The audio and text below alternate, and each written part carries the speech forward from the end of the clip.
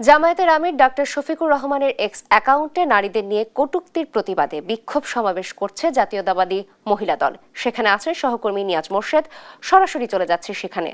নিয়াজ, কি বলছেন নেতাকর্মীরা? সার্বিক পরিস্থিতি কেমন দেখছেন আপনি? জানাবেন বিস্তারিত।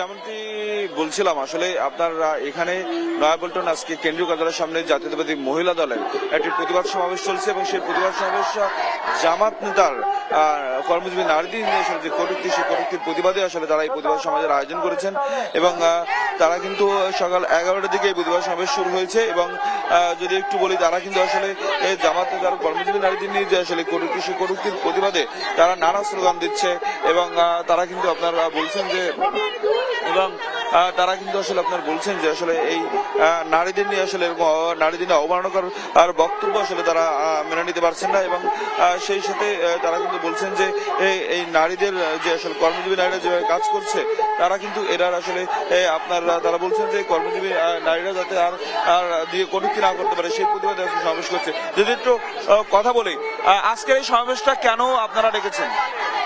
এটা হলো আমাদের নারীদেরকে যে অপমান করেছে শফিক, সে তো একটা নারীকে নয়, এটা সারা বাংলাদেশের যারা নারী সবাইকেই অপমান করেছে। এই জন্য আজকের এই সমাবেশ আমাদের মহিলা দল থেকে। অর্ধেক নারী মহিলা ভোটার, উনি কেন এই কথাটা বললো? ওই 71-এর রাজাকার তারা এটাই প্রমাণ করলো যে এদেশের নারী সমাজকে তারা ক্ষমতায় আসলে জমিয়ে রাখার জন্য, দেশকে যাতে রোগাক্রান্ত দেশ যাতে উন্নতি না হয় সেই জন্যই ওরা এটা করেছে। সত্যটা বের হয়ে আসছে।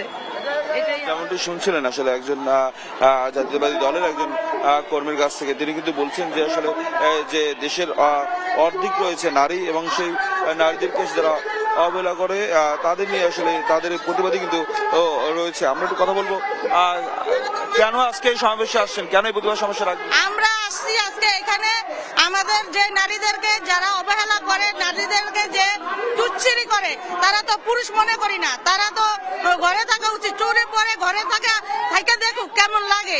তারা নারীদেরকে এত অবহেলা করে।